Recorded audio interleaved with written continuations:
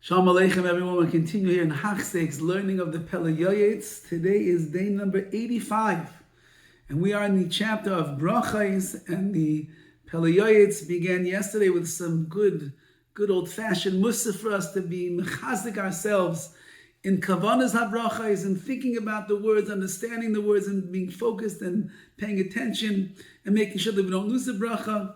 And today he continues on the pathway of inspiring us to be better in our davening and our brachos. V'yesh rabim me'amei aretz. There are many amei aretz, ignorant people. Shesayrim shemevarchim. They think that they made a bracha, aval b'yachasim psula, but their bracha really is pasul. It's invalid. Machma shemedalgim kamatevas v'ois, because they skipped many words and letters when they're saying it. They're not so savvy in the Hebrew language. They're not really paying attention to what they're saying. They get nervous sometimes, especially if they make a brach in public and they just swallow up the words, or they say things quickly, or they're sitting by themselves and they rattle it off without saying all the words. They're doing two terrible things over here. Number one, bracha. They're enjoying this world without making a bracha. And they're saying HaKadosh Baruch Hu's name levatala. They're saying his name in vain. What's the reason? Because they're in a rush. Asher hi ra chayla, which is a terrible malady that is affecting the Jewish people. How could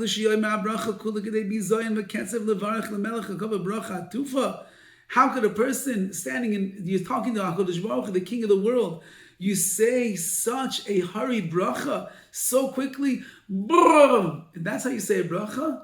No, a person doesn't talk to the king. You don't talk to the king like that. You don't talk to the king. You're talking to Rabbi Shalom. You're listening to every word that you say. He's releasing koiches of kedusha in every bracha that you make, and every word of tefillah, every ask, every power of prayer that you have. Ein ze mevarach. That's not a mevarach. That's someone who's making a blessing. Elamanites, he's really blaspheming the Rabbi Shalom when you're going that quickly. Fortunate is the one who fears HaKadosh Baruch Hu. He should accept upon himself with all of his might. Make every effort possible. With strength. Make all of your brachas out loud.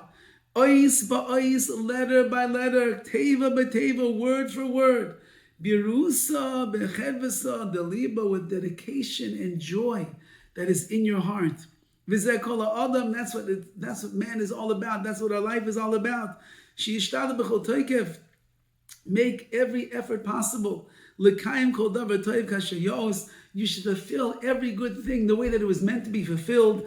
V'zeh ha'ois imu ishtav, this is a sign if you're a good person or not. If you're really toiv, you're really good with the Rebbeinu Shalom, you're good with your Avodas Hashem, so then you're going to make brachas and daven in the right way. Every word, every letter, word for word, slowly, out loud, that everybody can hear, that you can even hear yourself. Make that bracha to make sure that you are saying the proper words. Now what about this concept that we have, that you could hear the bracha from somebody else, and they could be mitzi you, which means they could have you in mind and allow you to fulfill your obligation that way. Kagoyim kiddush, you stand by someone's table Friday night and you hear somebody making kiddush, their bracha is covering you. Havdalah, the same thing. Birchas me'in shalosh birchas ahalel. So too, there's a bracha on the when you eat the grains or the fruits of Eretz Yisrael, or wine or grape juice. Maybe sometimes you go to a kiddush in the shul, and maybe only the rabbi makes the bracha afterwards, and he has everybody in mind. But Hallel, by the Sfardim, I think that only the Baal Tefillah makes the bracha on Hallel. Everybody else listens, and they fulfill the bracha with him. So Zehirus Yesera, you need extra attention. Shetiena aznav kashulas, your ears better be really focused in, honed in, el bracha, to the bracha. Don't miss even one word that is being said. I don't have to tell you, says the Pele Yoetz, shouldn't be talking in the middle of somebody making a bracha, that he's having you in mind and you're fulfilling your obligation through him. Then you don't fulfill your obligation at all. And that means then if you spoke while the balabais is making kiddush, you didn't fulfill the kiddush, nor the Havdalah if you spoke during Havdalah. And that means that what? That you ended up being nena, you ended up getting benefit from this world without a bracha, without a blessing that was attached to it. This is a big inyan in people's homes. Kids, Baruch Hashem, like to play around during Kiddush very often, and they chepper with each other, they bother each other, and they push each other, and they pinch each other, and they make noise with each other. We have to, at a certain point, train the kids that Kiddush is being said. You have to pay attention, you have to listen, otherwise you did not fulfill the obligation. So too when it comes to what's called Chazaras Hashatz. You go to a minyan, Shachis and Mincha, you daven silent Shemona Esrei, and then the Baal Tefillah, the one who's leading the davening, he repeats the Shemona Esrei. You have to stand there as a guardian. Lishmaya kol bracha karoi. Listen to every blessing and hear it properly. And answer amen to the bracha. And illness has spread in this area as well, unfortunately. And this is what he writes. Now this is going back many years, 100 and something years. Let's think about our place, our shuls. Many ignorant people, they speak in the middle of Chazaras Hashatz. While the Baal Tefillah is repeating the Shemona Esrei, people are speaking to each other. V'kama says they're doing many terrible things. Aleph, number one, Shemedavim Beis HaKnesset, talking in a shul. It is a tremendous prohibition to talk extraneously in a shul. Beis, number two, Shemedavim B'chizar Zamida, they're talking in the middle of the repetition of the Shemona Esrei. Shekazim Maram B'Shulchan Aruch, the author of the Shulchan Aruch, the Beis Yosef, writes, they have a terrible sin in their hands. The Gorim boys scream at them and tell them to stop. But many people have sweep this mitzvah under the rug, and they think it's permissible to speak. Nobody will protest against them. Rahman al-Islam. Number three, they miss many good things. Why? Because if you listen to the bracha that is being said, Shomei's ka'ina, just hearing the bracha is like the saying of the bracha and the answering the bracha itself. And therefore, if you are now not paying attention and you're not listening to what is being said, you miss all the brachas that are there. You could get another 19 brachas by listening to Shemona Esrei. If you're busy talking and you're not paying attention, you miss the brachas. Our sages teach us the reward of a bracha is 10 golden coins. How much is a person willing to work for 10 golden coins today? The price of gold is out the roof right now. What you would do to get 10 golden coins right now? How much effort would you put in? And these foolish people who talk in the middle of shul, in the middle of Shemona Esrei, the repetition, in all the brachas that are going on, they're throwing away thousands of golden coins every week as a result of talking during davening.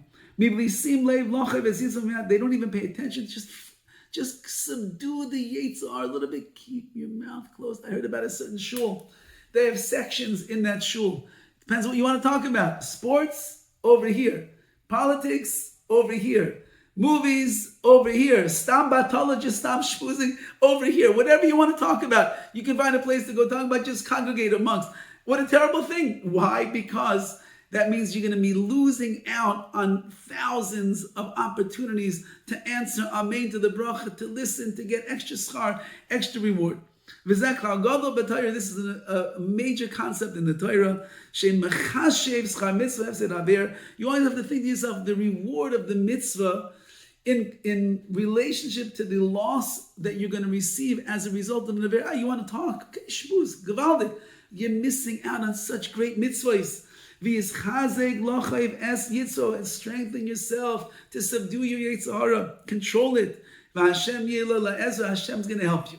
If Hashem sees that you want to stop talking in shul, Hashem sees it's hard for you to pay attention. You're Mr. ADD, ADHD. You have no zits. You can't sit still, and so you have to talk. You think you have to talk. So you talk to this guy, and you talk to that guy, and you make signs with this and all these different things. Or you're the uninspired Jew. You come to shul, you don't know what you're saying. You don't know what the words mean. You never connected feeling. You're 25, 30, 50 years old. Never connected feeling. So what do? You just talk. No. If you want to really get closer to tefillah, you want to get closer to brachos, you want to be able to stay more focused, Hashem sees that, He's going to help you. Why wouldn't He help you? He wants you to do that. And David talks about, help me Hashem, I'm trying so hard. I just got used to talking all the time. I used to go to a shul. I was in the sports section on Mondays. I was in the politics section on Tuesdays. On Shabbos, I went to Netflix section. And on Yom Tov, I was by the Stam Batala. Help me, HaKadosh Baruch Hu. I want to be able to daven better. He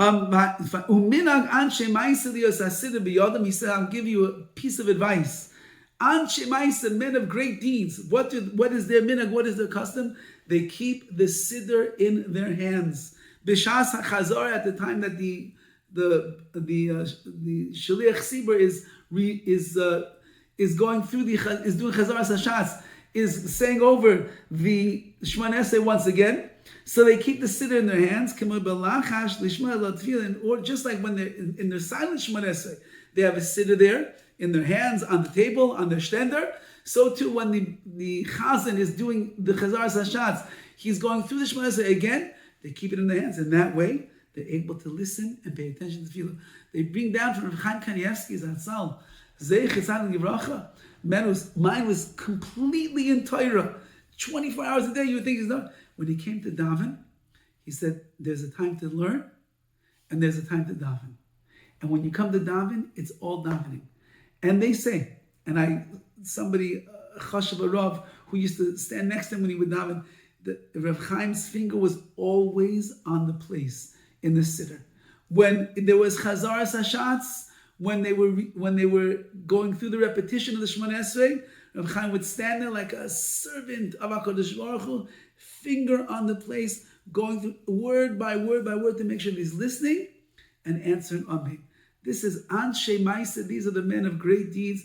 We could all be Anshe Maisa in these areas of our life if we will just be Mizaris, we will be Mechazik ourselves, and we will do what is right in the eyes of Hashem. All the best.